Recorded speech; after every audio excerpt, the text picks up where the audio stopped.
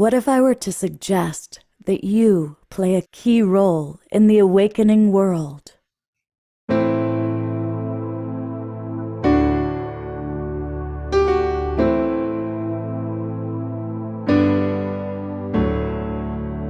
that you are watching this because you have heard the call.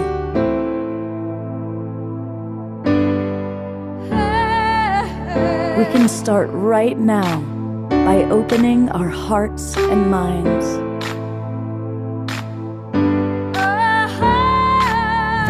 Welcome to the awakening world.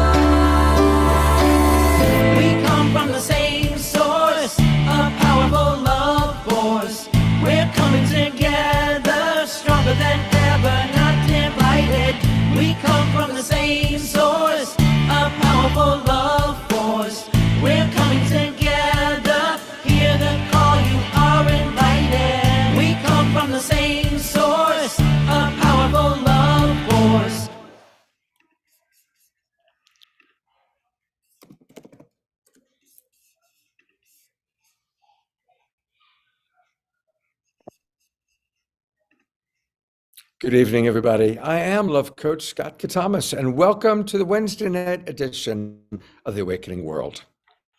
Did you know that before you were even born, you received a genetic download of the trauma of your ancestors going back as far as 7 generations?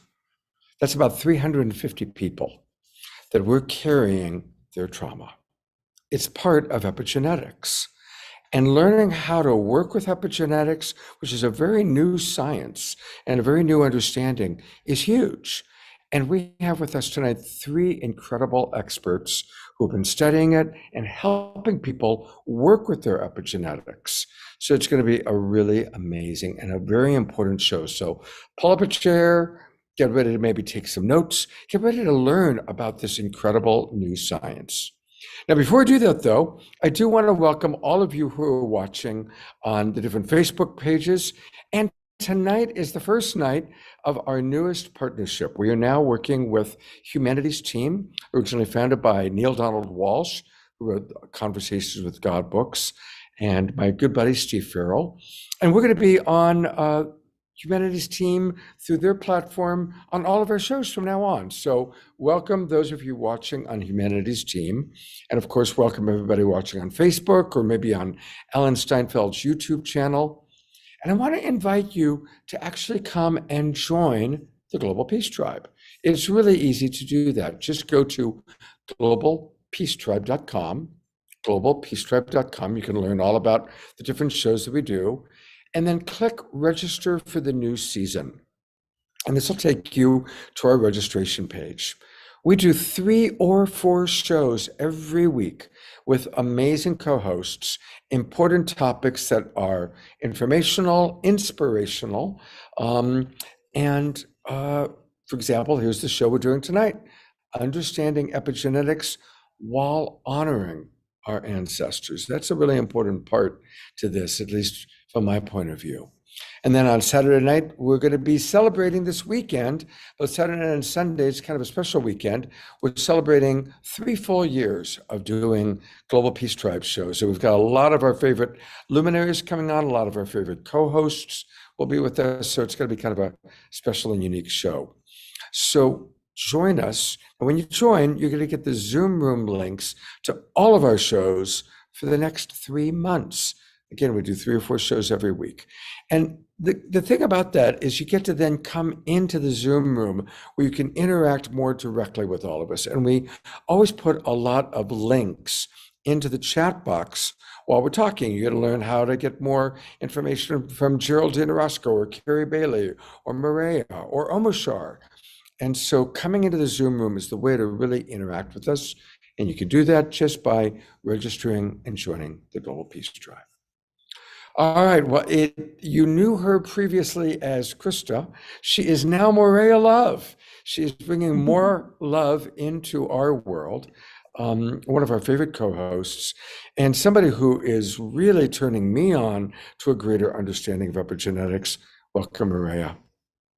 Thank you so much, Scott, and welcome everyone. And I'm just so excited to be here to bring this topic. And I know it's been something that, Scott, you and I have talked about for quite some time now.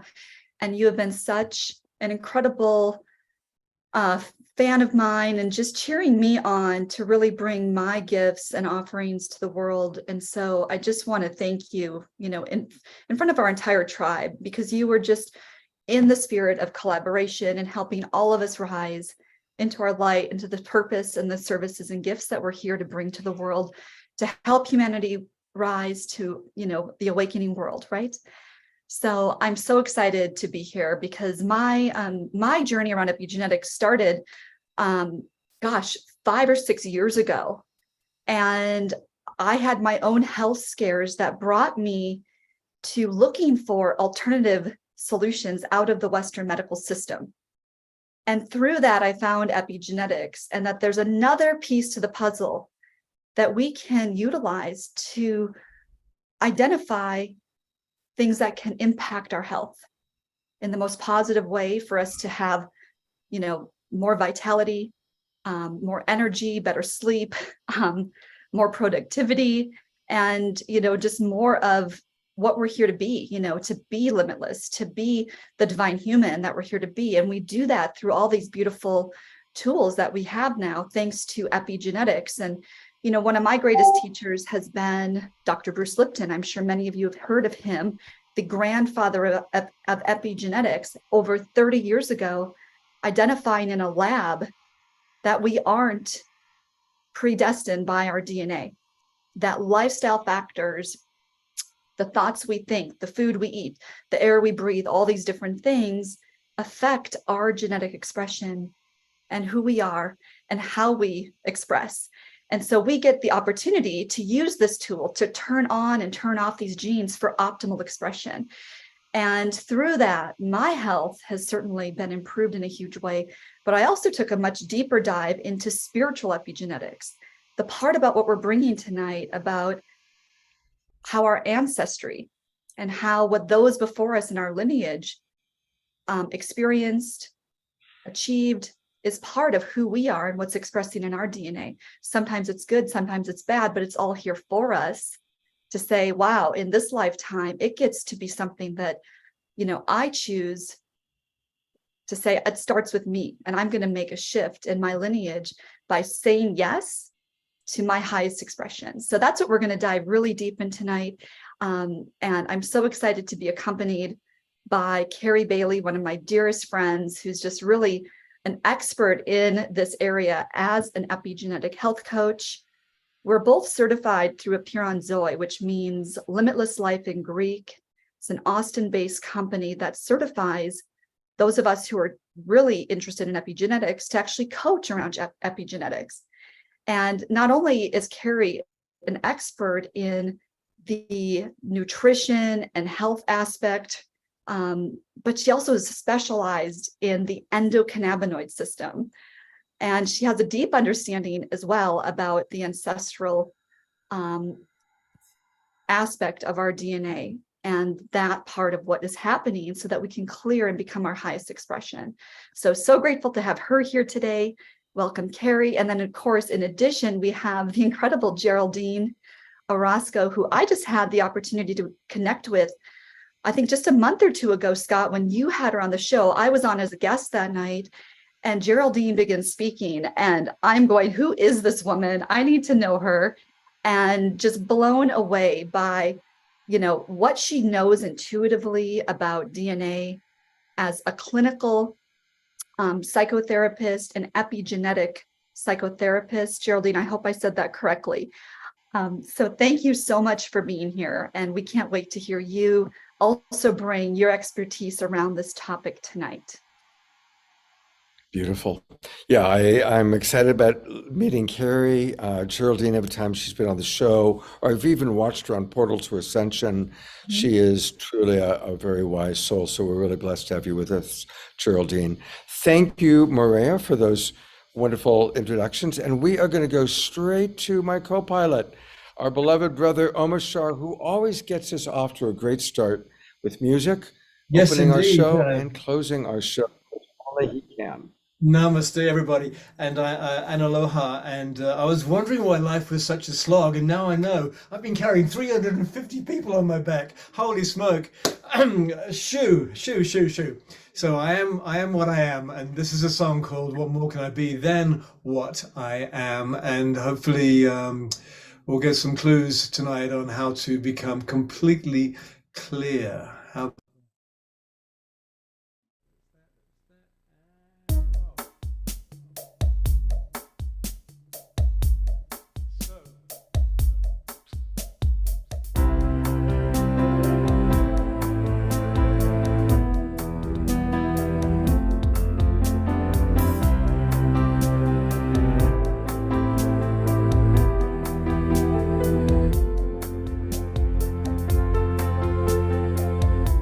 What more can I be than what I am?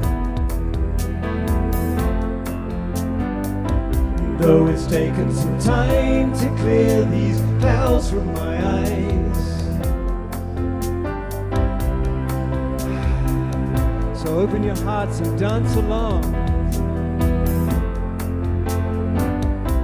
I'm thinking it's time to stop that same old song.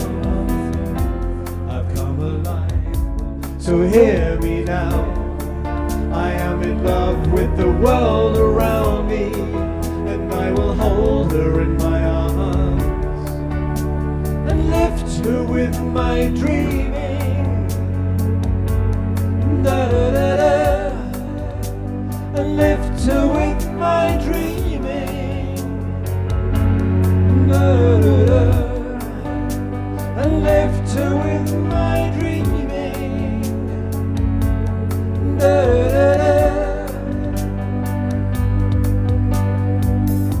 So don't try to hold me to what I was.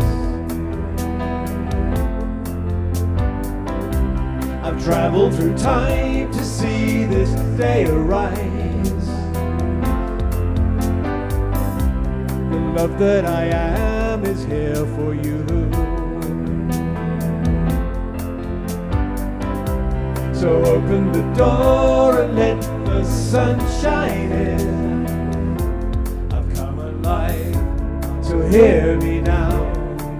I am in love with the world around me, and I will hold her in my arms, and lift her with my dreaming, da da da da, and lift her with my dreaming. Da, da, da, da. I left her with my dreaming. Da, da, da, da.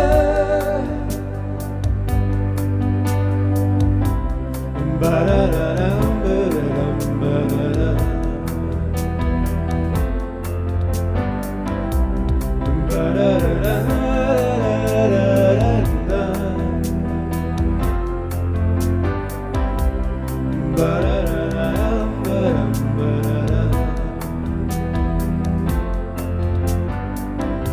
So open your heart and dance along. I've come alive, so hear me now. I am in love with the world around me, and I will hold her in my arms, and lift her with my dreaming, da, da, da, da. And lift her with my dreaming. Da, da, da, da. I lift her with my dreaming. Da, da, da, da. What more can I be than what I am? What more can we do?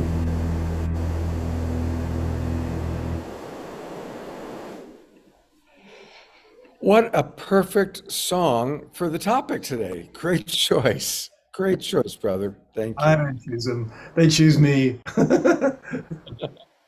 It's perfect. Absolutely perfect.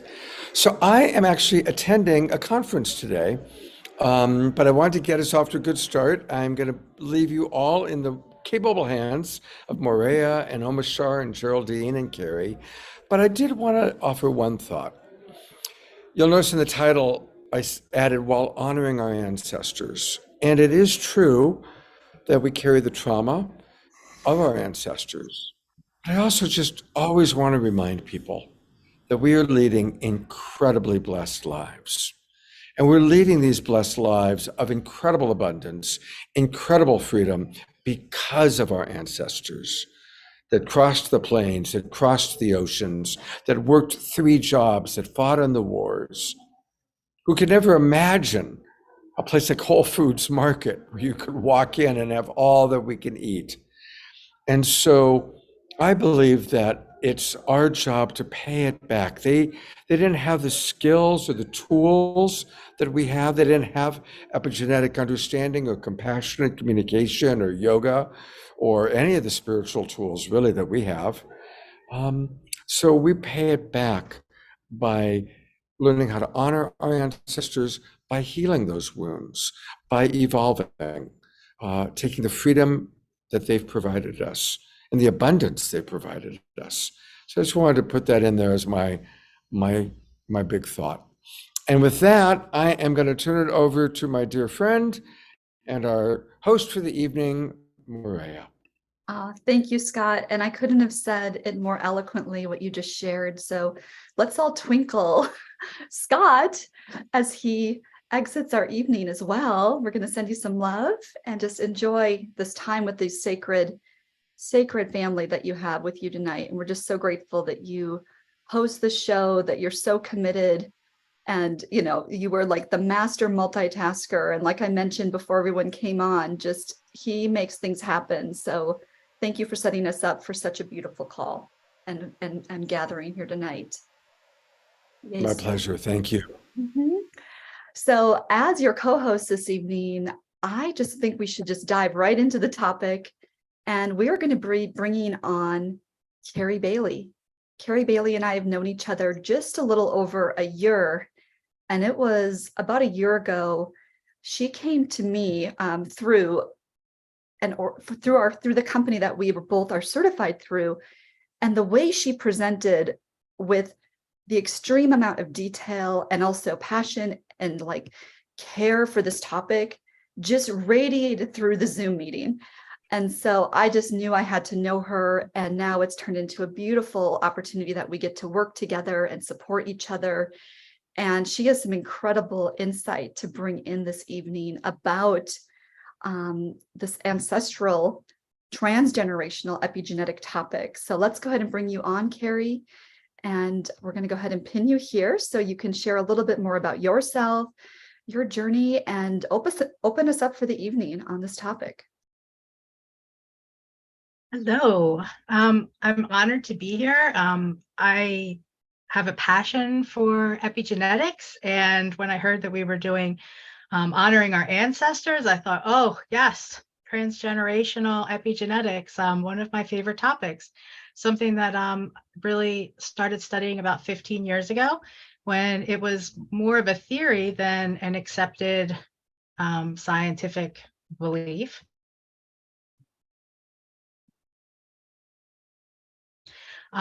Scientists used to then when you passed on, to your offspring, there was a clear slate and they just started over. And now we know that that's not the case, that, generations before us set, I like to look at it this way, that our ancestors whisper their wisdom and experience to us through epigenetics. And that is truly the adaptation that brings us to where we are right now. And, we talked a little bit about the trauma. And sometimes we can say, oh, well, we have higher cortisol levels because our ancestors went through genocide. But, they can also be protective. And we breeze over that. We're handed so much through immunity from our relatives and ancestors. And, we pay that forward into future generations. I just always like to think that, when I was just an egg inside my mother, my epigenetics was programmed by my great-great-grandmother, my great-grandmother, my grandmother, my mother.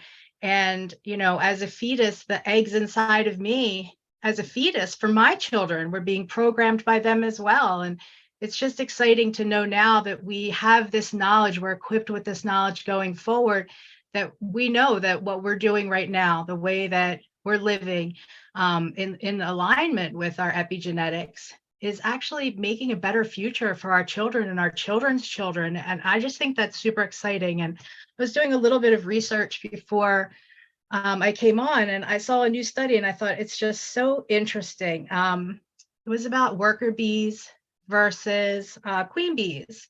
And, genetically, those bees are identical. Their hard genetics are exactly the same, but their operating system, their epigenetics, if you will, almost light switches that turn on various parts on or off of their genetics, is actually determined by the type of nutrition that they're giving. Worker bees are given a diluted royal jelly. It's less nutritious as compared to queen bees, who are given the full nutritious royal jelly. And that study carries over into humans. If we are not providing our bodies at an early stage and throughout our lives with the most nutritious, the most in alignment with our epigenetics food, then we're actually turning on genes that might not be optimal for us. So by being able to know what we need, which we can do with epigenetic testing, we can give ourselves exactly what we need going forward, and we can bring into alignment our epigenetics with our current place in this world. And I think that that's what our ancestors want for us, is for us to thrive and for us to live optimally. And that just excites me.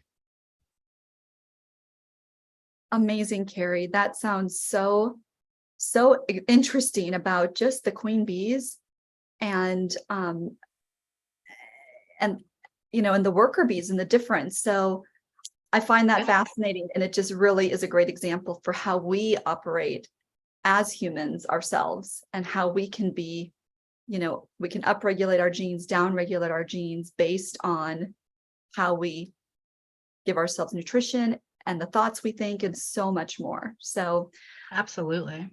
And why don't you go ahead and just share too? I mean, we talked a little bit about, a deeper dive into this the other day, where we were talking about even culturally, the type of background we have culturally. Do you want to speak to that a little bit? And I think I saw Mark is in the house, who I know has a very personal story about this too, that we'd love to bring on later to talk about, with his father being a survivor of the Holocaust. Oh, yes. So how that's passed down into his expression in his life. So if you could speak to that a few minutes, and then we'll go ahead and bring Geraldine on to add to all this.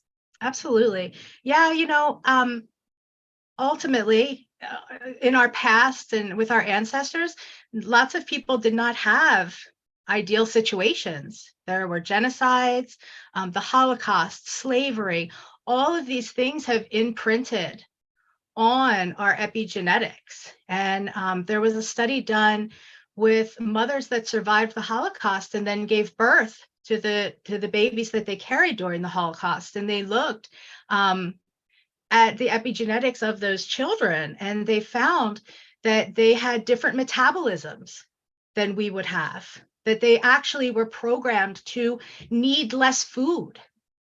So their metabolisms were very slow, and they had higher cortisol levels, and they actually wound up having obesity, because even if they were consuming such a low amount of calories, their bodies were told, this is how you have to be able to survive. And, when you look at that, and even, with slavery, We have higher cortisol levels within that community. We have, dopamine issues that can lead to addiction. We see a lot of that within the endocannabinoid system, with the genetics within the endocannabinoid system. When I'm interpreting those genetics, there's specific studies that say, if you are an African American, it is different. It is not an ideal polymorphism because of that transgenerational imprinting, that tragedy, that trauma that has happened. And I mean, the first time I read about all this, I mean, I just sat there and cried, and I thought, oh my gosh, we really expect that everyone from every cultural background should always be just the same, and we all have the same things going on, and we don't. It is different. And I feel like learning about that epigenetics, it brings an awakening and an awareness to our fellow man, so that we can understand where people are coming from. And we don't expect that everyone is the same, because we're not. We're all unique. And, with those things, those traumas, there are positives that come from that. Whereas we deal with stress better if you have lived transgenerationally with all of that trauma. In today's time, you can deal with stress better. Some of those genes are expressing. So, I don't like to talk about the negative aspect of it. I think there is certainly an awareness, and always we should acknowledge all of that. But always know that we can shift those epigenetics into an optimal expression. And I think another exciting thing is that, I don't know if everyone knows, but when we're part of a community, when we come together and we have these conversations, it actually upregulates our genetics, so that right now we're all expressing our genetics better than we were before we got here. Wow, Carrie, that's amazing that when we come together in unity like this, Yep. it's a shift within all of us. I mean, it is just the human heart grid coming together, and how there is that electric connection between all of us. And when we do that, how collectively and in a collaborative way, we are able to share ideas, come together, be greater together than we are alone. Absolutely. So, Yep. so We're healing the community right now. And I think that's super exciting. Yeah. Yeah, I couldn't agree more. And, when you were sharing that too, it just always brings me back to knowing what our DNA says about us and what we can do to turn on and turn off genes helps us assign meaning to the choices we make, whether it's the food we eat, the kind of exercise we do, changing beliefs. And like we even talked about earlier this week in our meeting, a new biological understanding of ourselves. Yes. So it's so powerful. So thank you so much for your beautiful words, so eloquently said. And Thank you. Omashar, let's go ahead and bring on our beautiful guest, Geraldine. And we'll go ahead and put Geraldine's bio in the chat. And Geraldine, what do you have to say about all this? And just bring your divine wisdom, because I know so much of it is downloaded from the divine and coming through you to help people step into their highest expression. We're just so grateful to have you here. Oh, it is such an honor to be here. Thank you so much. And what an amazing and incredibly important conversation to be having now, as DNA and the future of DNA is literally changing as we speak in our society. So the more that we learn and we understand how we are affected by our environment and the way that it functions, it empowers us to understand not only our food choices, our emotional choices, but my perspective is, as a soul, as you incarnate into this physical experience, what is it that makes it so difficult for you to break certain patterns? Because those are the things that, for all of us, those of you that are seekers here on the call, are trying to break certain patterns to make major life changes, to expand, to become more expansive, more loving.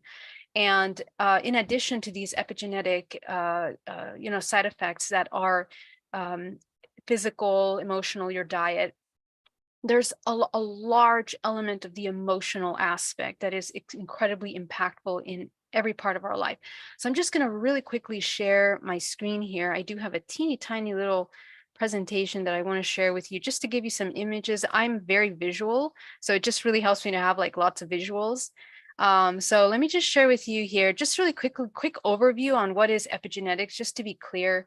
Epigenetics is talking about all of the things that we do. We're eating, exercises, our mindset, our emotional states, our environment, toxins in our environment that are affecting the protein writing process. Now, what is the protein writing process? The protein writing is essentially what makes up this physical system, all of the complex systems of this body, in order for this body to function. And we have thousands of cells that are designed specifically to create the areas of our bodies that work together, okay? But here's the interesting thing about this. We have 144 genes, but only from 144 genes, only 28,000 of those genes are actually writing the protein that make up our physical body. Okay, this is really huge. So 2% is writing the protein that makes up our physical body. So what's the rest of that doing? And this is what scientists usually refer to as or we used to, because now that's changing with modern understanding of epigenetics and of our DNA and our genome, is dark DNA or junk DNA. And that junk DNA basically was kind of looked at as something that isn't that important, because it's not really, we can't map out how that information directly affects the physical body. Well, now what we are finding out is that we have an entire network. There's an intelligence network of how information and data functions in this physical body. And it really has to do with the morphogenetic field, the field that is the instruction manual that essentially tells all of those cells and proteins to finish writing a finger up until this point here. Okay, the finger is measured at this length, and all the little cells are programmed to finish writing the finger up until here with all of its complexities. So the intelligence and the self-organizing order of this system, this biochemical, bioelectrical organism that we call our physical body, is just profound. Okay, so we essentially are these oscillating systems. Even your cell, this is your cell that is oscillating to create a vibrational frequency that creates a toroidal field that then creates this network, this holographic network that puts your entire system together. Okay, so when this network occurs, it's through quantum non-locality that we create signaled brain waves that are intercommunicating with the body. Now, how does this data now affect? Let's talk about the epigenetic aspect of it. Now, epigenetics, it's been scientifically proven now with little mice that trauma can be transferred down 20 generations. Okay, so what happened to mom and dad, great grandparents, generations back, is still affecting. So what does that mean? In what way does it affect? One of my favorite examples is the smokers, right? People that have smoked, essentially the generations that are born after that have more resistant to drugs and to effect of nicotine, for example. Okay, and the way that these genes are expressed, by the way, will depend on the environment in a small amount. But also I want to mention that it's not only so simple about the environment. So not just the mom and dad. Our child will express different genes, because every single cell of our body is programmed through the mitochondria. The mitochondria is an aggregate copy of the before, passed down through the maternal lineage. Okay, so that means that we can actually map out the world's history, and this is really exciting. This is a graph that's been done of European history that's been passed down through the genes by studying mitochondria. Okay, so what this helps us understand is that we are related. Just 2,000 years ago, me and you have a relative in common. Me and you and I that are here on this call right now.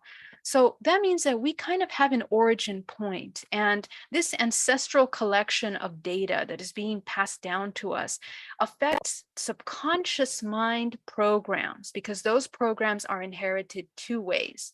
One, little tubes that pass this information down through RNA, which are inserted into the sperm, and then when united with the egg, create this union of data. Okay, just to simplify that.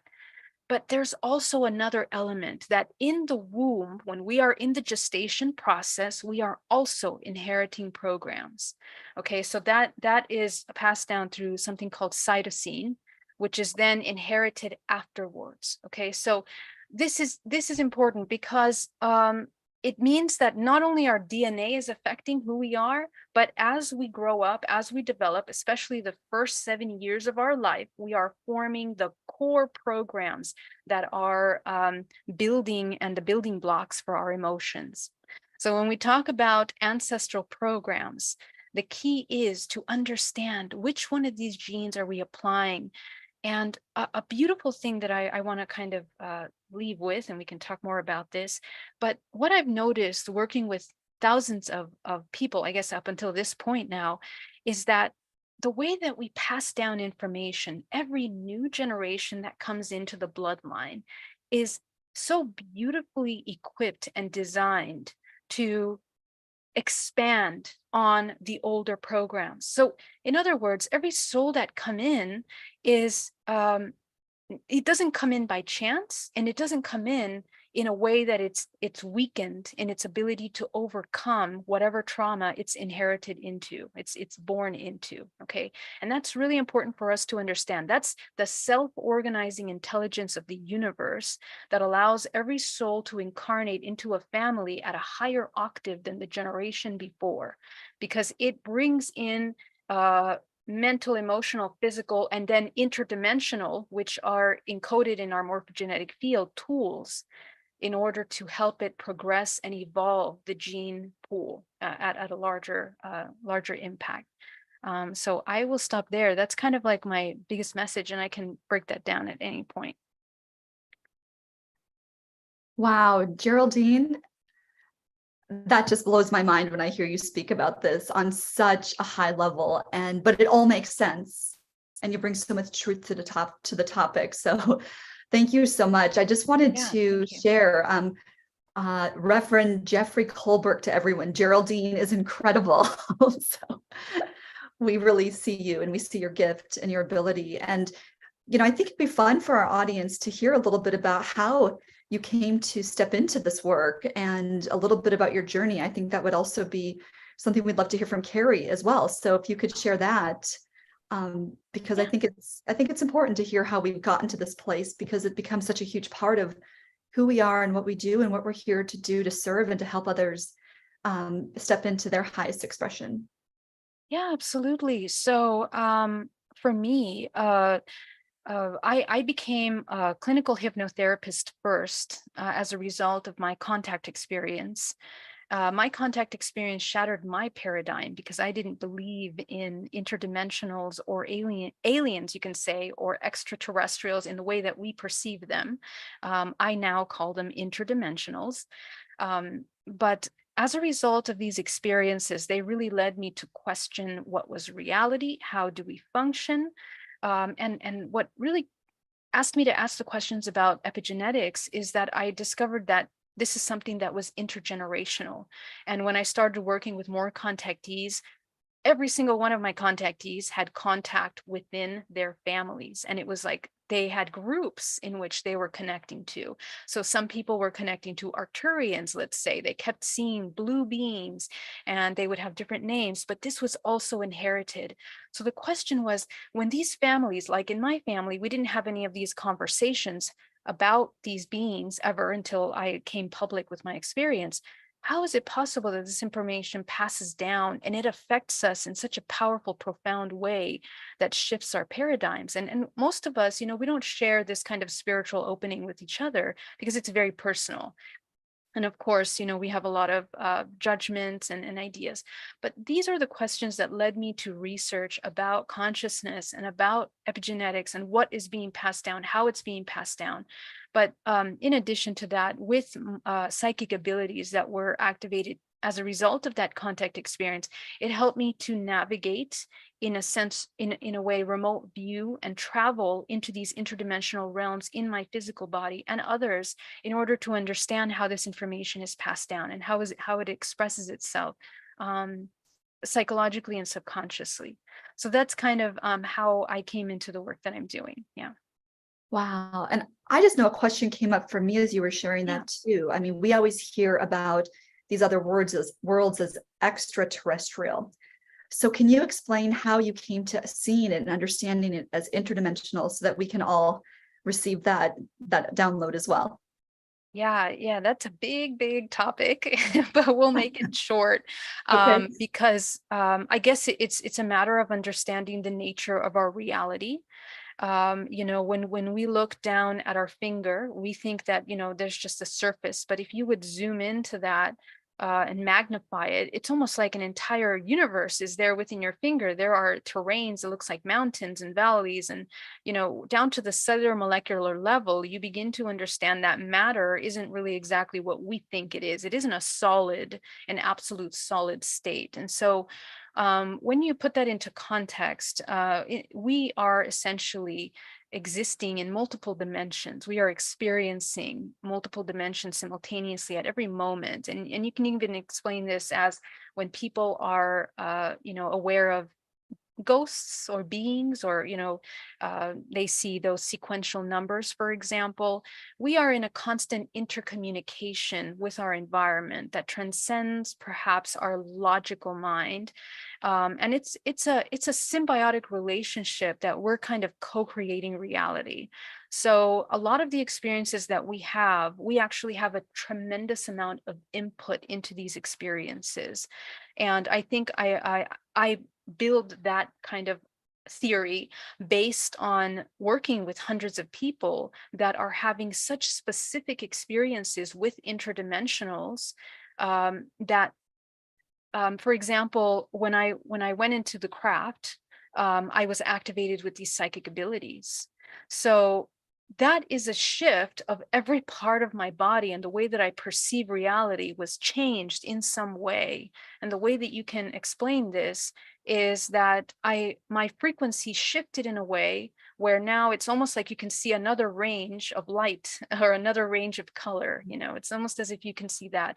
So a lot of experiencers have that experience. They activate aspects of themselves that are beyond the normal vision of range. And we have many ways of perceiving things. We have many senses. We have to learn how to utilize all senses. I call them the higher faculties that we have in order to interact in these dimensional planes. So rather than thinking of extraterrestrial, because if you stick to the terrestrial aspect, you have to really take into account the physics of this Earth. And when we see a UFO in the sky, for example, we understand that the way that it moves is beyond our understanding of physics. So we kind of have to begin to formulate another way of looking at these things. Our physics is limited in explaining this. And it's dimensions, portals, and black holes and white holes that we are kind of merging in and out of, in a way. So Yeah. I hope I made that kind of clear. Thank you so much. You know, there's so much depth to it. And of course, with your contact experience, you know, your understanding, you know, downloaded the way it probably is just so incredible. And then for you to explain it to all of us and your understanding, thank you so much. So Thank you. bringing Carrie back in as well. Carrie, what input do you have on this? Because I mean, this was really interesting to hear from Geraldine. And as we work with DNA and epigenetics, you know, what I find is so fascinating, and the reason the three of us are here together on this call is because we know that this topic of epigenetics is much deeper than just the physicality of our health. And not everyone in the epigenetics world speaks to this level of epigenetics. I mean, there is spiritual epigenetics, transgenerational or ancestral genetics, which we're talking about tonight, and also the genetics of the mind and the subconscious and those belief programs and the habits and behaviors, right? And all those things. So I think that's what makes this such, you know, a multidimensional conversation, is that we know that these are all aspects of the mind, body, and spirit that help us elevate. So do you want to comment on that, Carrie? And I know we talk a little bit about neuro-linguistic programming and how we can also support people changing those behaviors and habits. And I also know, Geraldine, you're also a neuro-linguistic practitioner. So do you think that's a great place to take this conversation and just bring in that aspect? Sure.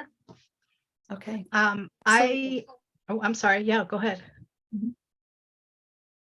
Oh, go ahead, Carrie. I was just agreeing. Please go ahead. Okay. You know, I find that neurolinguistics, it kind of is the missing link to really bringing together that mind, body, and soul. You know, a lot like Geraldine said, so much of our programming happens within that first 7 years. And, you know, you think about who was telling you all of those things that you took on to be beliefs that then turned into your understanding of the world now and your habits that you have. You know, I growing up was in a very, very overly religious family. And, you know, when I started breaking down my genetics and realizing, wow, you know, a lot of the things that I do, where did they come from? And when I got my practitioner, my certification for neurolinguistics, I said, oh, this is where this came from. So much of these beliefs that I have then turned into behaviors. And, you know, Bruce Lipton says, you know, it's the biology of belief. Your cells are responding to your belief to make that a biological truth within your body. And there was some deprogramming that I had to do to get to where I am today. And, you know, I'm thankful for the neurolinguistics because now I can see with my clients, I can say, oh, you know, that anxiety, that trauma, let's go back. Let's go back in your timeline. Let's find out where that's rooted. Let's pull out those false beliefs that don't serve you anymore. And let's give you some real beliefs that will serve you going forward so that we can change your habits and how you live right now. And that's been such a key since I've added that to my coaching. I've always been a spiritual, intuitive. So I always brought that to my coaching in a sense, but now that I can actually go in and pull out those false beliefs from people, I see people thriving in a way that I've never witnessed before.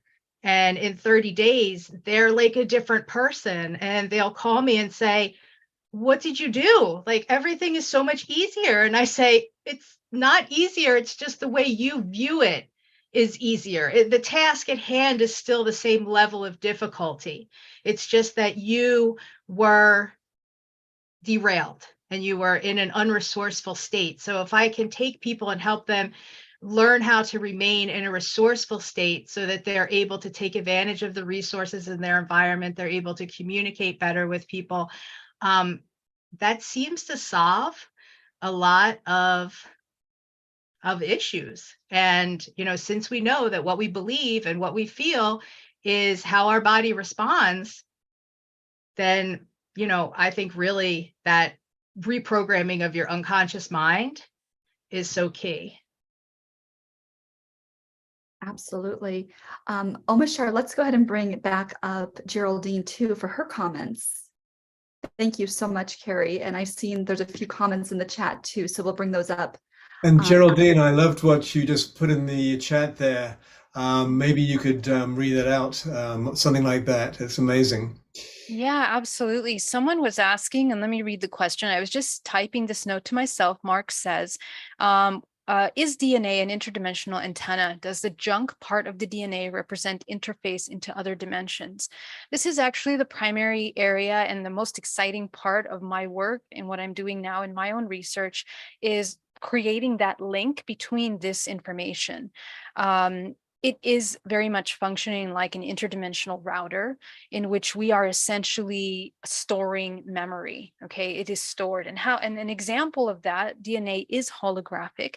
An example of that is children that are born remembering past lives. How they access those memories is in their dream state. There's an incredible story that was on 60 Minutes. I'll try to find it and put it here. But the child remembered everything of the past life and even was reconnected with, it was a pilot, but reconnected with the entire crew, and he remembered and recognized the ex-wife and the partner of the people that were there. Okay, this is a little child at like, I don't know, 8 years old or something. And it's the same with organ donors, that when we take an organ into our body, the person is having dreams of the life of the person that delivered the organ. Okay, so this is helping us understand, and this is something beyond our understanding of biology. It used to be. Now we're getting it.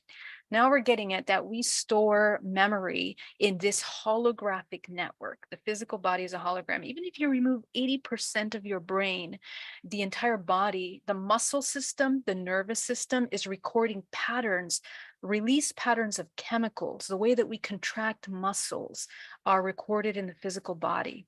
So, and this is how generationally, as Carrie was saying in the beginning, we pass down these traumas and emotions through the chemical responses that we're releasing. That's programmed within us. So even subconsciously, we might not be aware, but we immediately have a response, it becomes mechanical to the trauma triggers that come into our space. So it's really amazing. And so I guess to add to the comment that we made earlier about the neurolinguistic and programming is essentially that we need to learn how to break those programs, and it can be very difficult, essentially because we are retraining our entire organism in order to support a new way of existing. So if we are used to having an environment that is incredibly traumatizing, we, in other words, would have to teach ourselves what love is, what harmony is, what peace is, what patience, compassion, and those things, if we haven't grown up in those environments or even ever felt it. The majority of my clients have never felt unconditional love. Okay, unless it's with a little pet or a dog or a favorite thing that they have. Think about that. How many of you have really experienced unconditional love in your life? So, of course, our parents only love to the level that they know love, and we all do. So we have to kind of teach ourselves, and this is kind of part of what the new human is. The new human is the human that is beginning to educate themselves on this entire ranges of frequencies, emotions, and how to embody those in order to create coherence, in order to create homeostasis in the body, physically, mentally, emotionally, and spiritually, in order to become one with the whole. So yeah, that's my take on that.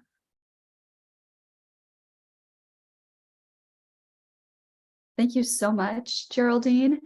And I see Mark even making the comment here too. I think, Mark, you're such a great advocate for this topic because of your own personal experience. Because of your experience, you also recognize these topics in your own personal life, and as you navigate your life and integrate and integrate with other people, even in your work. So he says, when I play music for Alzheimer's patients, it seems like their brains engage in a holographic way.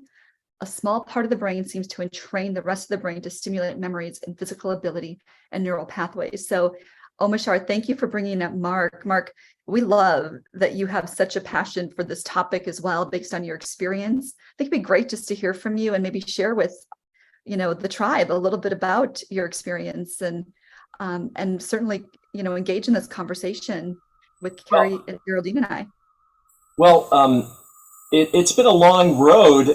I think that everyone here, when you're a kid, there are maybe things that's outside of the realm of your familial experience, and you start to have this inkling, and if your family's orthodox in some ways or religious, you have this profound motivation within you that you can't really express because it may be suppressed through the family dynamics or school dynamics or church dynamics or whatever. And so when I was working on my doctorate in biochemistry, I was at Northwestern University in the early 80s. And, but I really wanted to be a musician, and it wasn't really part of it. And one day this was early, before all the gene sequencing and all that was automated. So these were drawings. And when I saw this in this class, genetics, I saw this class and I saw the way genes fit together. And then they started to really create the body, to create cells and to create the body, and also create the template for everything that, you experience. That's what DNA does. And I looked at my hands and I said, I have to be a musician. I'm not going to study and get into this and just learn how to just probe and dissect it more and more. I realized what I really wanted to do was take my genetics that I was born with and become a musician. So I was going to push the envelope. And then later on, through life experiences and also moving to California, where you can be as much of a hippie, tree hugger, spiritualist as you want to be, you know, it's safe to begin to express what would be latent spiritual tendencies, because it's, you know, we break through in our own ways.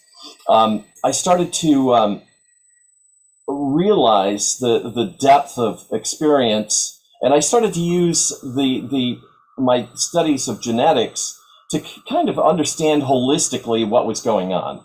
And I've always been attracted to instrumental music.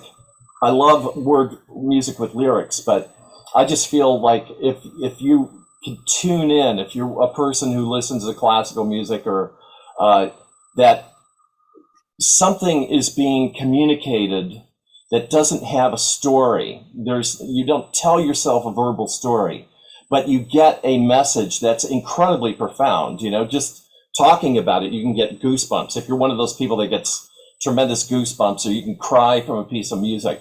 Now, a lot of times, the music that people hear is part of movies. You know, the Star Wars soundtrack and Princess Leia's theme and all that. It just seems like the wave of emotions that music will release, it's almost, you know, it's like positive adrenaline, you know, like if a bear shows up at your door and you live by Lake Tahoe right now, and a hungry bear is at your door, adrenaline, you know how fast that stuff gets released everywhere all at once.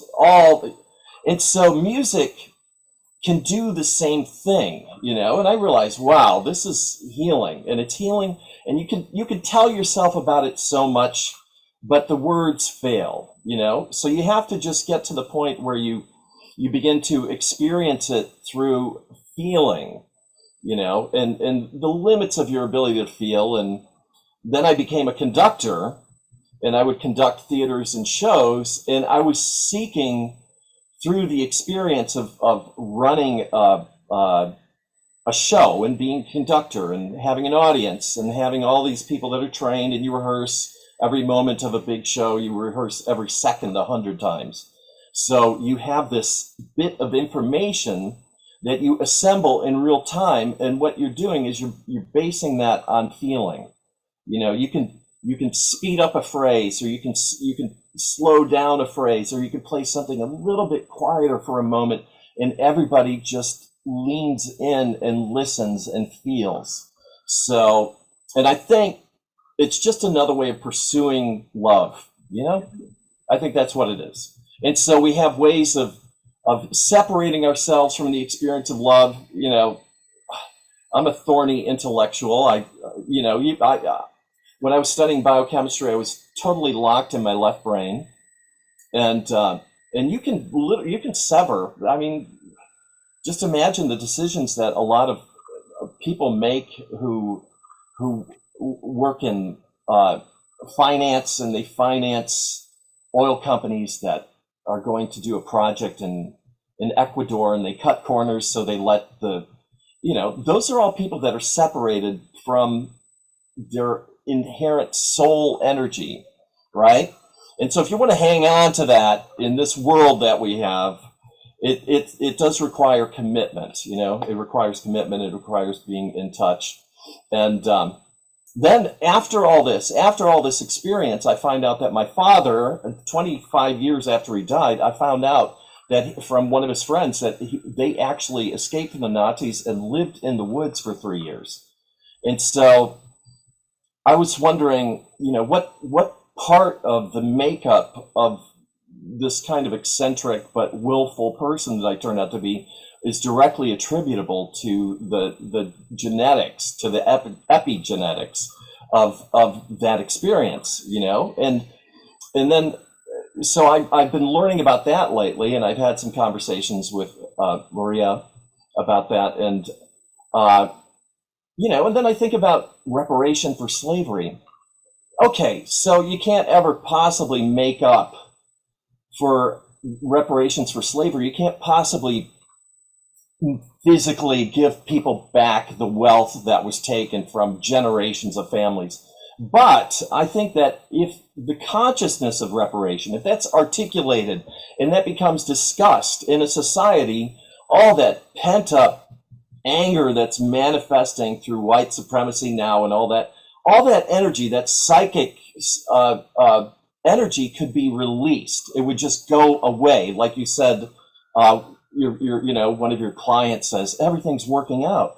I think that, when I hear Marianne Williamson speak, she's trying to get us to release that energy. And we know that it's locked up epigenetically, because I can't imagine, as bad as it is to be the victim of slavery, or to actually recognize that in your family were slave owners, and if you're a sentient being, you would almost have to work to sever that part of consciousness within yourself, And so I think that we're so close to it, and that's the reason why it's just bubbling up to the surface right now, So I think that epigenetics, if it can be discussed, and the thing that I like is that it's rational, yes, science can prove these things, but the benefits can be a great societal, great interpersonal benefits. And boy, I went on, didn't I? I didn't know that was coming out, but that's how I feel at the moment.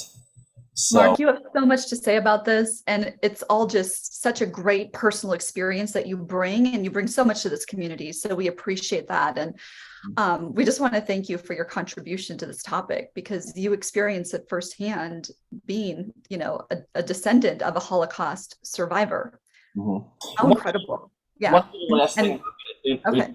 interject is that coming from a Catholic background and all that, I wound up playing the piano at spiritualist churches, right? And I worked with some amazing virtuoso mediums, not who it seemed like they were reading part of your makeup, and maybe that's their DNA. We do know through those studies that DNA can be communicated, or thoughts are communicated through time and space. And so some of the things that I was experiencing, so my thing that one man's junk is another man's treasure, when they say junk DNA, is that the most arrogant statement that a materialist, dogmatic scientist could possibly make? It's like, we don't understand it, so why don't we just, it's pretty funny at times, and that's the reason why I'm glad that I did not stay in the laboratory. Okay, now I'm done. Thank you so much. And I know Geraldine has some comments, and I know, Carrie, this brings up the conversation that you and I had about slavery the other day too. So Geraldine, why don't you go first? Let's put the spotlight on Geraldine and Carrie to comment on this topic.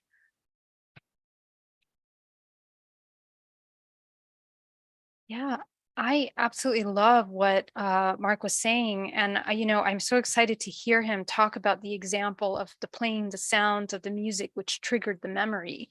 So one of the amazing things that I came across in my research, I found Dr. Peter Garayev, he was a Russian researcher that was kind of like the one that brought wave genetics into the forefront of learning about epigenetics and what does it mean, that DNA, the language of DNA.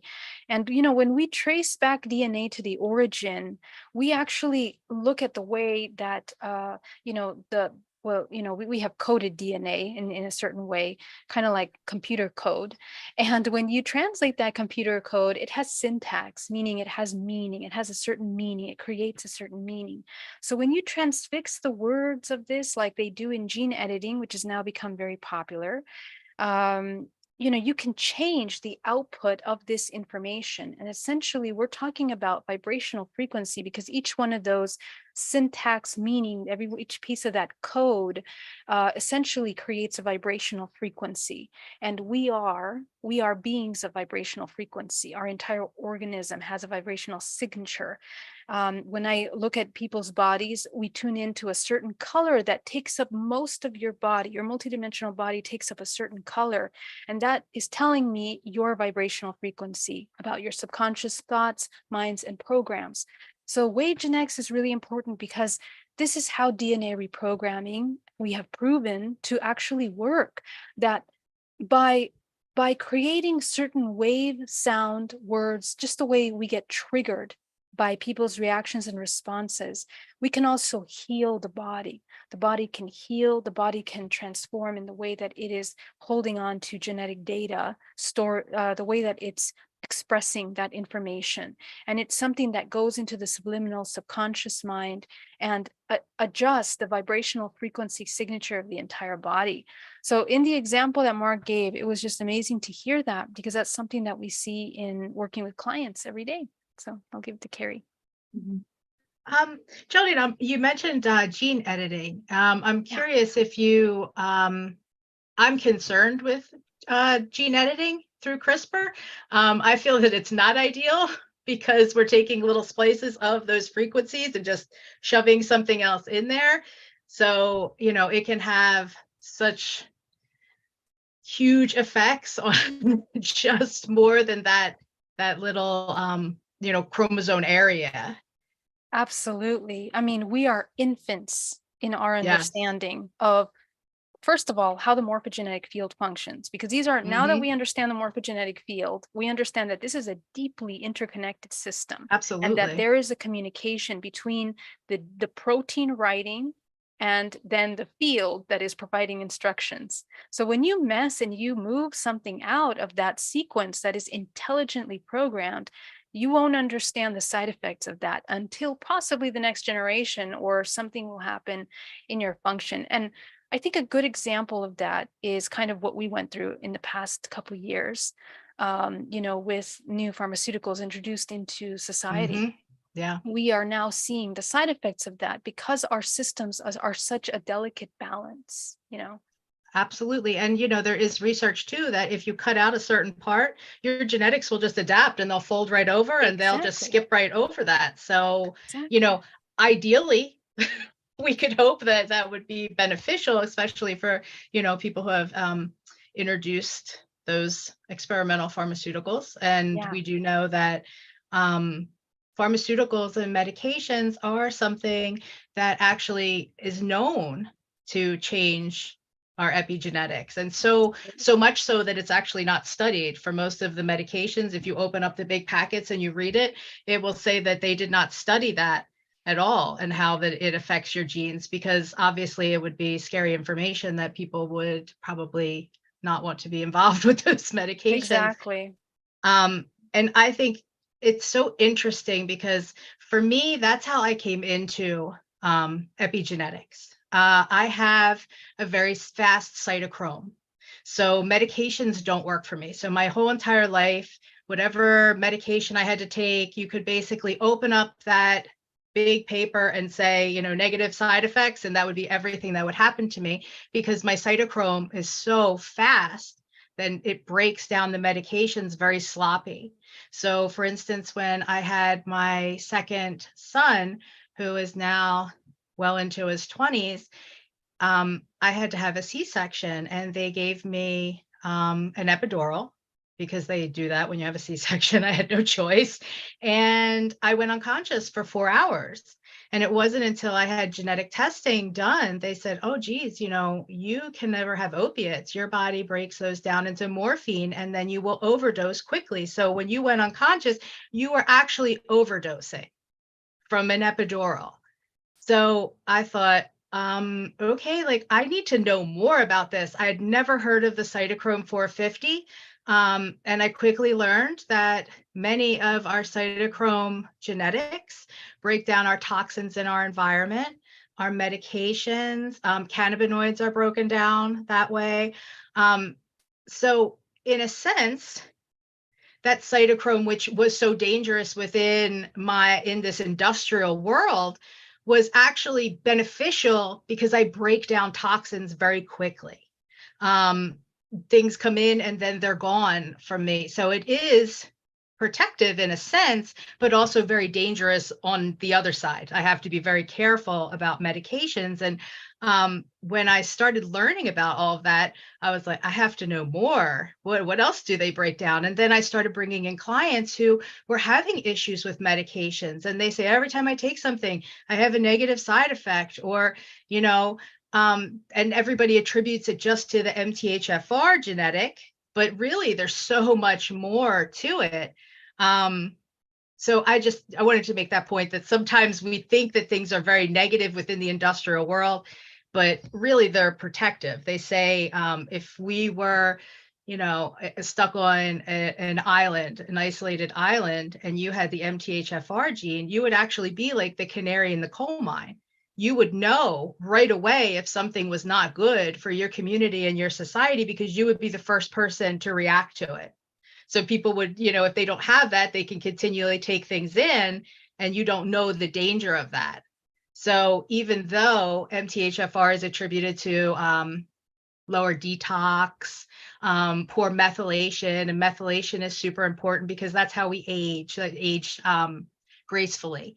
And methylation is also, again, obviously part of that passed down through our lineage, things that we've gotten from all of our ancestors.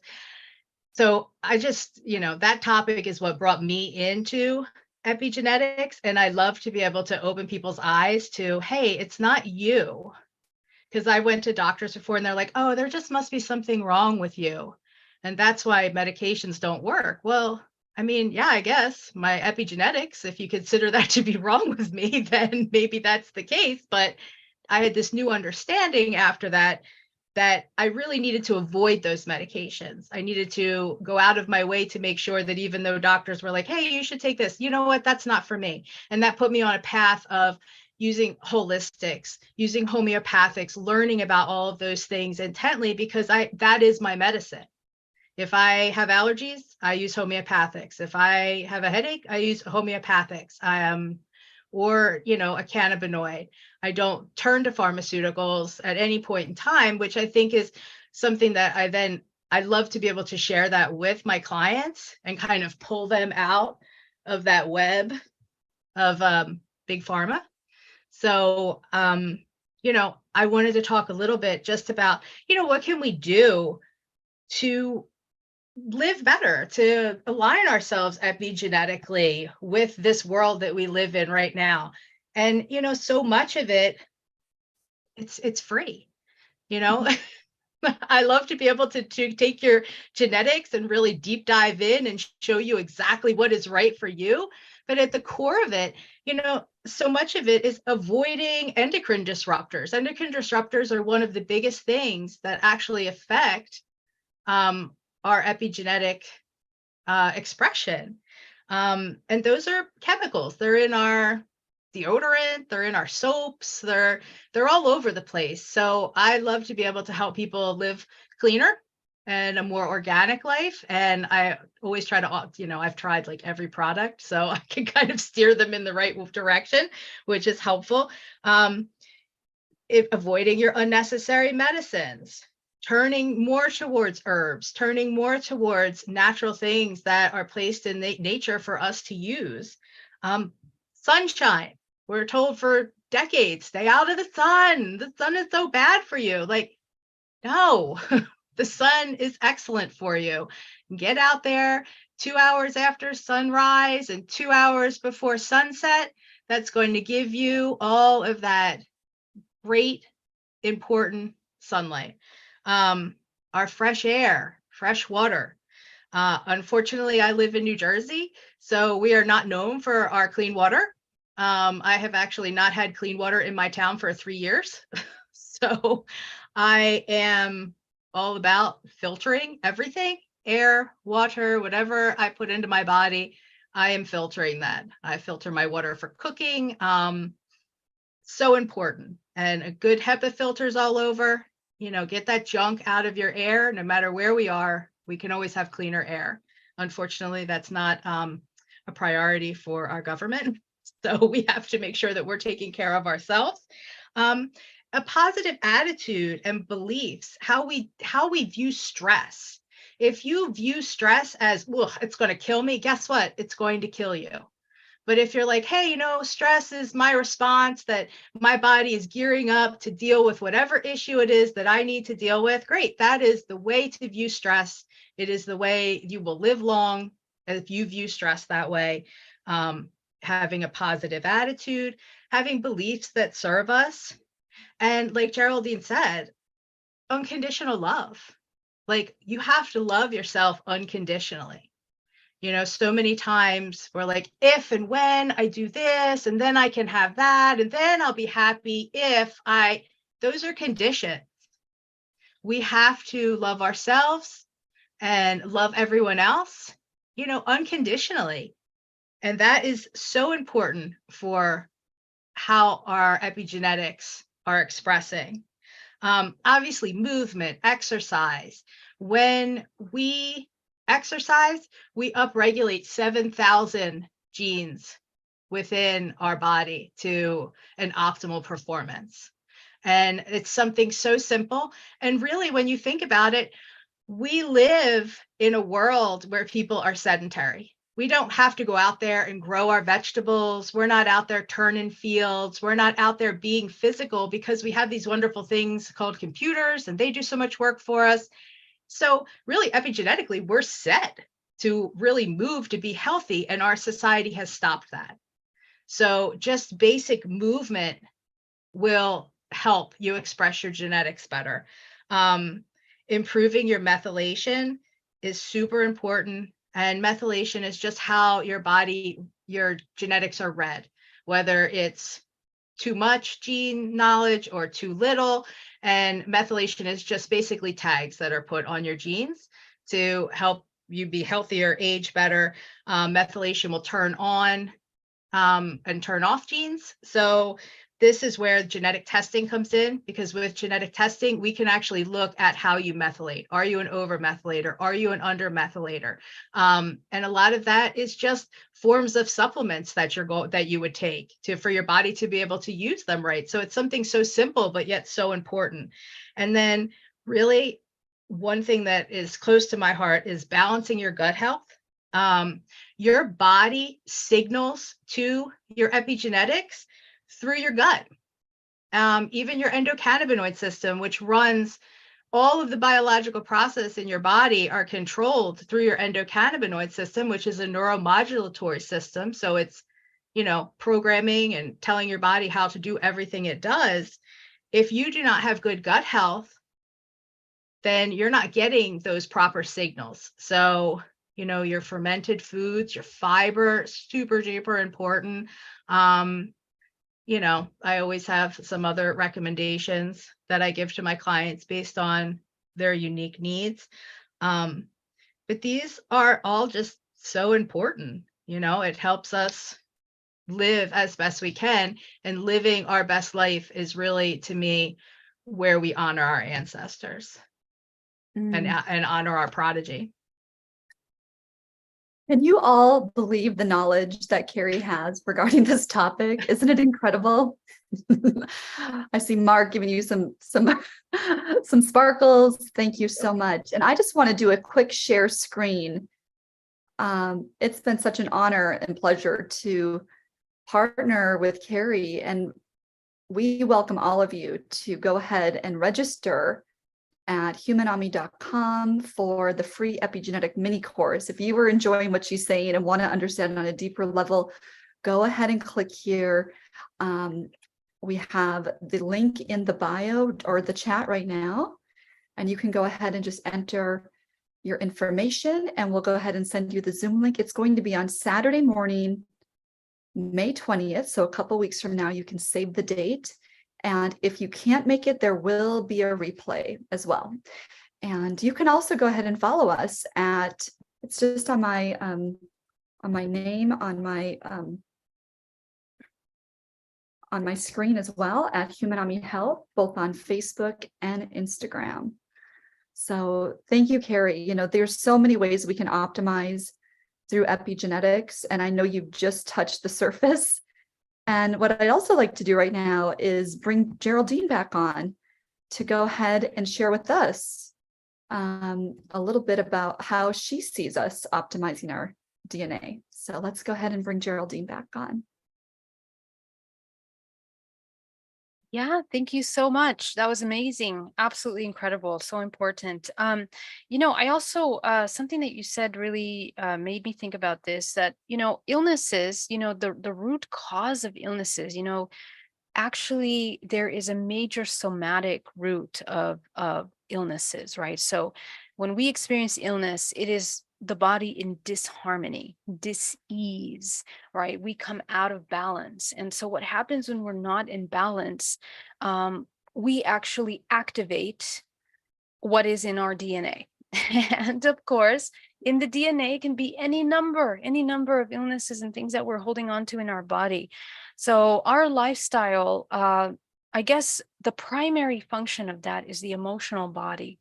Because when we are not aware of our emotions, when we don't know how to master the emotional body, this is the charge, not only bioelectrically, biochemically, that begins to produce a series of side effects in the body that trigger either inflammation and illness in the body or health and harmony in the body.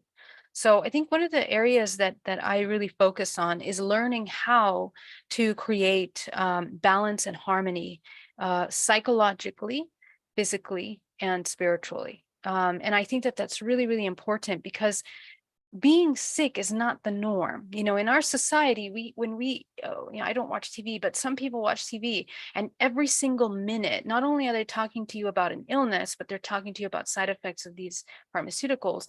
But that creates a major program. And also, if you pay attention to the themes of TV shows, films, live shows, it is all about someone having cancer, someone being ill, and we have to understand that the pharmaceutical industry is so powerful that there's major lobbying and connections between creating social engineering of the debilitation of society, the immunity of society as a whole, and we aren't taught how do we build a spiritual, psychological immunity, and what does it mean to be healthy? Is it normal to be healthy? We have very little, unfortunately, examples of that, and the examples of those that we do see are very hollow, in that there isn't a clear understanding of the causes of illness. And so my area of research and work as a epigenetic psychotherapist is to understand, first of all, what are the patterns that we're running? Because what creates our reality is the subconscious mind, okay? And that subconscious mind programs how our nervous system is going to react, how our muscles contract in stress, how much stress we're embodying. And these are patterns that are learned by our parents, whether they were there or not, the person that played the role of the parent, and the parent that is missing also plays a tremendous role. So let's say father wasn't there, mother wasn't there, plays a tremendous role in how you perceive and how you embody important aspects of ourselves. Our physical body is actually self-organized in such a powerful way. The right side of the body represents the masculine, the left is the feminine. So when any of these and core subconscious programs are out of balance, it creates illness in the body. And what I discover is that people have more complications on the side of the body that is weakened in that subconscious perception, okay? When one of those aspects of ourself is out of balance, it creates problems in that part of the body, okay? So for example, they'll have this shoulder pain here on the right side, and they always get hurt, or they always have a problem in their tummy on this right side. So, it's very interesting. And there is an entire study that I focus on, looking at every single part of the body tells us something. So if this part of your body hurts, there's a subconscious program here.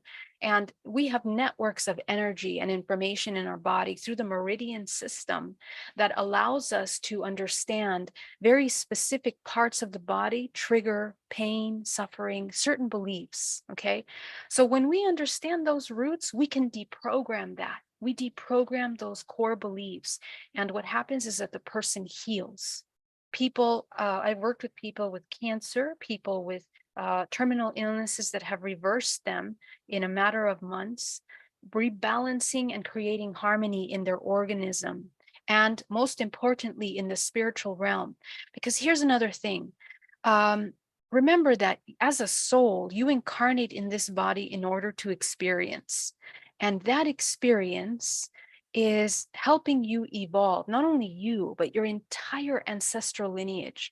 So there is an opportunity for every human when they become aware of the patterns that they're repeating that are causing them suffering and their children, their next generation suffering.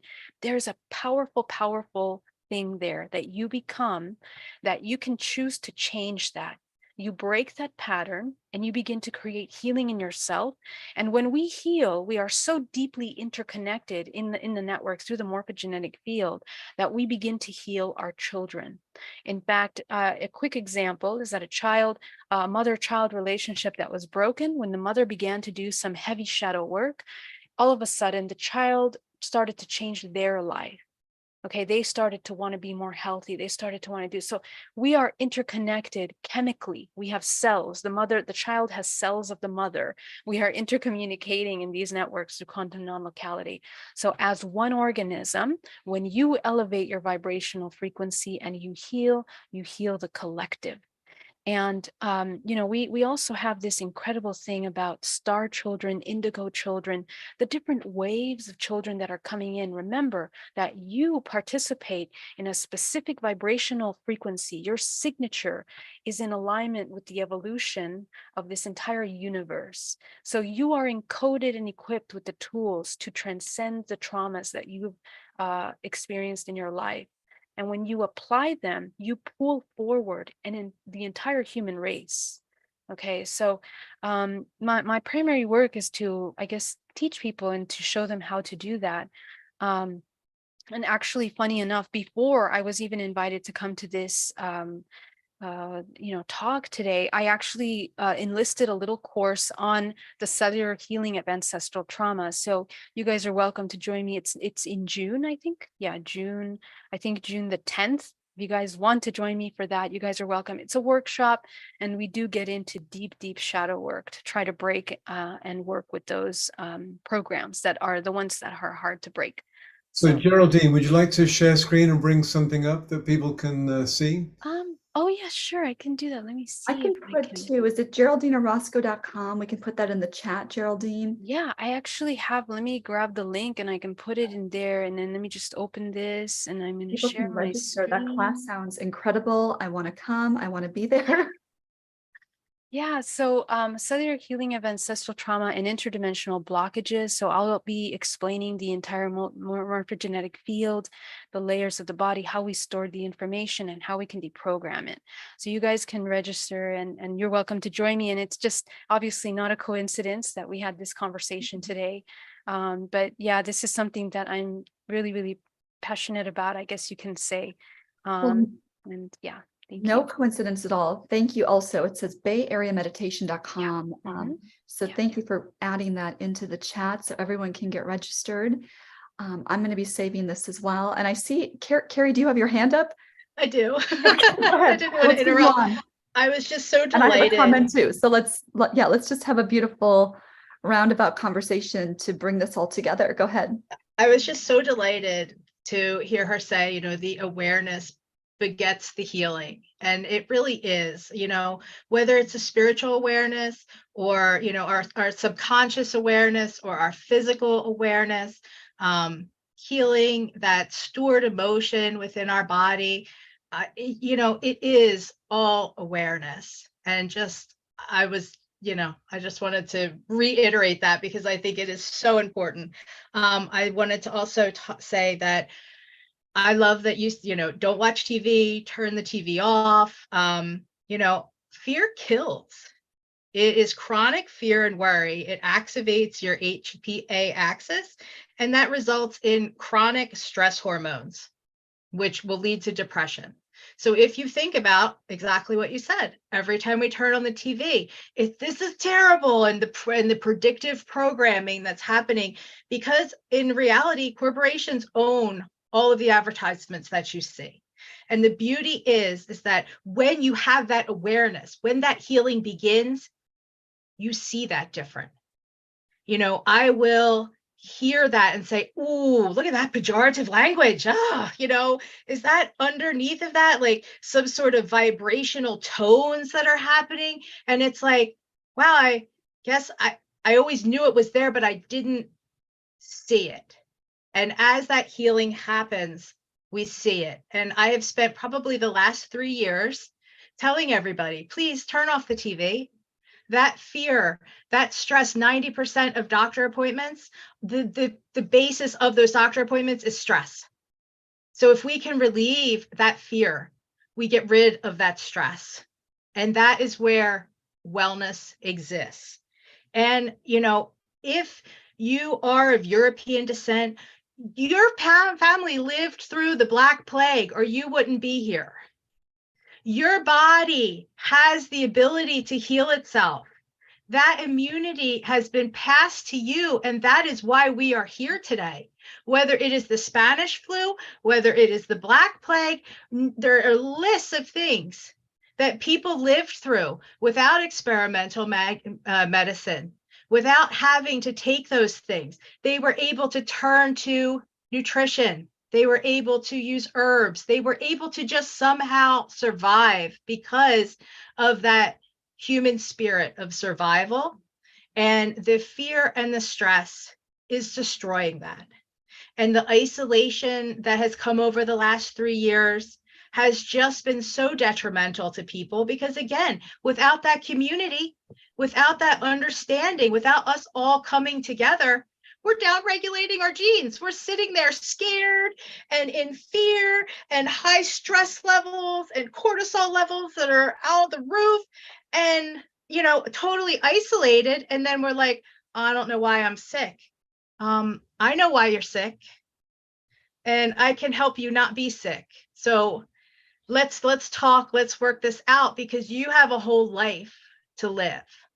You are here for a purpose, and we are all here today to help people find that purpose and reconnect with their ancestors, with the future, and to live the life that they are supposed to live without all of that noise, all of that feedback coming in from, I call it ridiculousness, because I hate to even speak in negative terms, because to me that changes my unconscious. So when something is a little bit off, I'm just like, this feedback is ridiculous. Yeah. Because that's like a neutral way for me to say it. But like, literally, let me help you get rid of that ridiculous feedback. And you guys too, because that's what we're all here for. Yeah.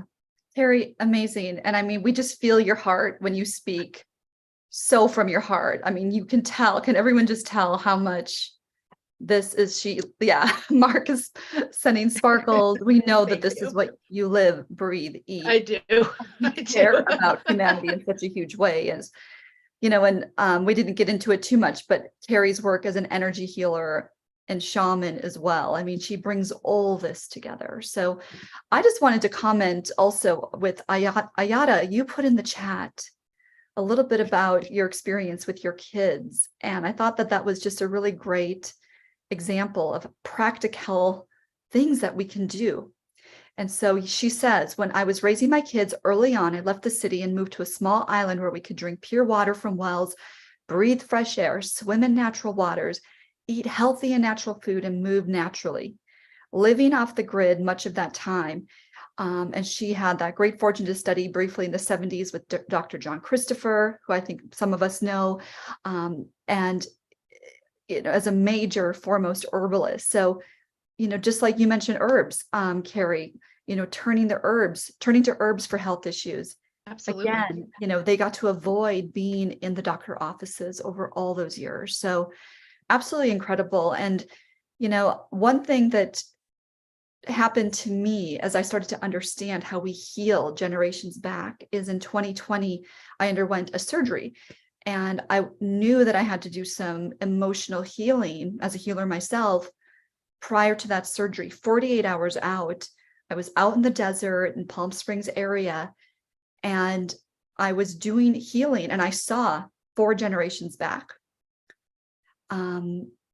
And I actually had the opportunity in my lifetime to have a great grandmother when I was a young child. So I always have that image of that picture of my family, with, all those generations in one photo. But when that healing happened, they actually showed me, well, you actually healed 7. And how that can be timeless and can shift the timelines was so powerful for me. So before I ever even dived into understanding the science that's proven that we carry all these generations back, that's what spirit showed me. So I just remember that being my first experience with this, and just knowing that, Carrie and Geraldine bringing these gifts forward to help heal. I mean, that's really what we're all here to do, is to heal and to optimize and to be our limitless expression. So with that said, Geraldine, I'd love to know if you have any final and closing thoughts. And then we're going to go ahead to Omashar to do our closing song this evening, as we all come together to have gratitude in this evening. Go ahead, Geraldine. Thank you so much. First of all, Carrie, I love you. You're like amazing. I love everything you're talking about. Completely resonate. I love you too. Yeah, you're just amazing. And Maria, thank you so much for sharing that. That is so true. And, I just wanted to mention, like with clinical hypnotherapy, like working with my hypnotherapy clients, when I take them to past lives, and we didn't talk about this whole aspect, but, they heal parts of themselves and illnesses when they resolve things that have been unresolved for many lifetimes. That's another thing that's like really, really interesting. But people can, everything from a flu to like a tumor in the body to I have lots of examples, epilepsy, for example, by healing problems that they've had in other lifetimes. Okay, so of course there's many other parts that have to be put into place also. It's not just that, but it's really powerful how we can shift our lives. So it's been an honor to be here, and you guys are incredible. And I hope that with this conversation today, you take into consideration how you can change your life, and more importantly, the power that we have. We create our reality. The human is sovereign in that it can utilize its wisdom, its intuition, the integration of the mind, body, and soul in order to master this little vessel, the body, and have the most optimum life possible. So yeah, that's all. Thank you for having me. We're so glad to have both of you so much. And that said, let's bring up Omashar. Omashar, we are just so grateful that we have you to bring in. Yeah, time to digest. Night.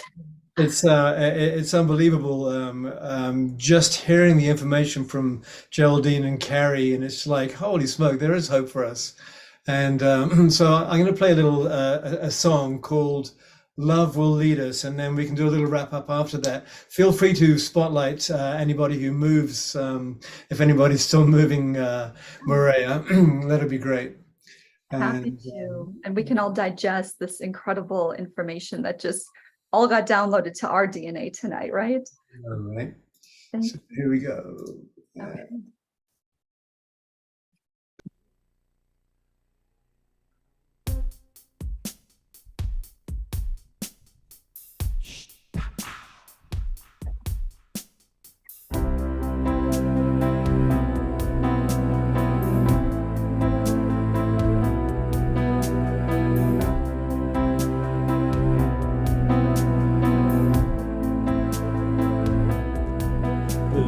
Love has come, centering my soul. Amazing things abound, and now we've reached our goal to celebrate your liberation. Shine your love throughout the world. Consciousness precedes true being. I am here. I will light the way. Our love will lead us on. Our love will clear the way. Our love will show the world.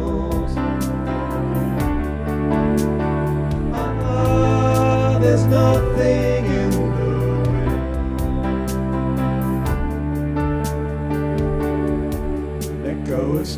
zone and walk into the new, free to be at last. So stand up and be true and celebrate your liberation. Shine your love throughout the world, 'cause consciousness precedes true being. I am here, I am now, we will light the way. Our love will lead us on. Our love will clear the way. Our love will show the world. Oh, there's nothing in the way.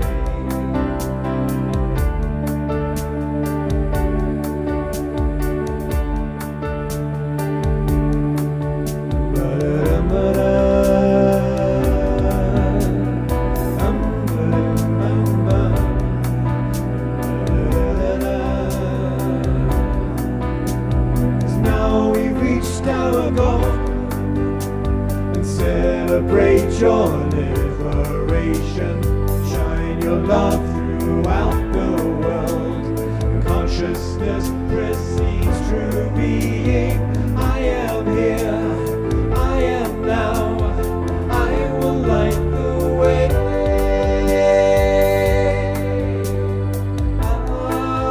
Our love will lead us on. Our love will clear the way.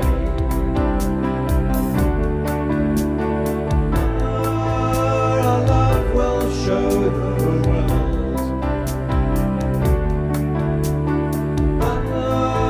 There's nothing in the way.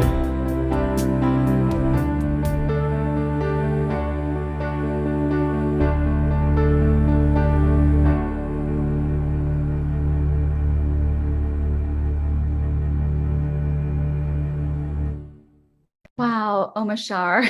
You rock, Eleanor. Ian. You always just bring us back to our hearts and just help us digest all Thank this you. incredible I know information. I often Scott will ask, so what do you think of all of the information you've given? And I have no thoughts, because it's all coming into my psyche from out, and maybe in about an hour or two I'll have some thoughts about it, but the thoughts just get in the way, and I've been fed so deeply tonight. Thank you, Geraldine and Carrie and Maria. Holy smoke, right? We all did. And I think we've just, I mean, hit the surface on this topic. There's so much Microdose, to dive absolutely. into. Such a is. deep topic. And I love that there's opportunities for everyone here at the Awakening World to learn more, whether they're coming to Geraldine's course on ancestral healing and the activation in June, or where Carrie and I are going to be taking another deep dive into this topic on May 20th. So we'll go ahead and share those links one more time as well in the chat. So I'm going to quickly just bring up the poster for this weekend. Please Scott, do. I know he's looking over our shoulders, and Yes. we have an amazing celebration this weekend of 500 and X amount of shows that Scott has put on, initially with Deborah Giusti. And let me see if I can pull this thing up. How do I screen share? There it is. Okay. And yeah, can you see that? There it is. There it is. So on Saturday at 6 p.m. and Sunday at 10 a.m. we're going to have a long all-nighter. So be ready to be up with your blankies and your pillows and your and your kombucha and your Guinness, and we'll take you for a nice ride through the last 3 years. We have some amazing guests. So anyway, that's my plug for this, and back to you, Krista. Morea, excuse me. Okay. I'll Thank get you, used to it. Omashar. Again, we're just so grateful to have you here. Your dedication to this incredible tribe and show is just so beautiful to watch and be part Yes, of. and I think the dedication is within everybody on this call and all of us working with light around the world. The dedication is to the awakening, and so it's kind of like a no-brainer, really. It's like, where else do you want to be but awakening? So yeah. Well, let's all send our love to Omashar, and we know we're going to see you this weekend again with your beautiful music and the way that you just hold so much presence and love for this tribe. We're so grateful. Thank you so much. And I think we just had, yes, All Scott right. just said something. Great gratitude to Geraldine and Carrie. Yes. Any final thoughts, Geraldine and Carrie, before we sign off and say goodnight? No, that was amazing. Beautiful music, Omashar, as always. I love your music. And thank you very much, Morea and Carrie. It was such an honor to be here, and Scott for hosting. Thank you. For everybody here, much love to you. Yeah, I just say thank you for having me. It was an honor to share energy with all of you and to speak from my heart. And I just say awaken and heal. Absolutely. And thank you, Scott, for making this possible. And we'll all sign off to this beautiful tribe, all of us coming together and us raising our vibration and activating our DNA by coming together. That's what we did tonight. So beautiful. Thank you. Thank you. Much love. See you. Namaste, everybody. Good night. Good night.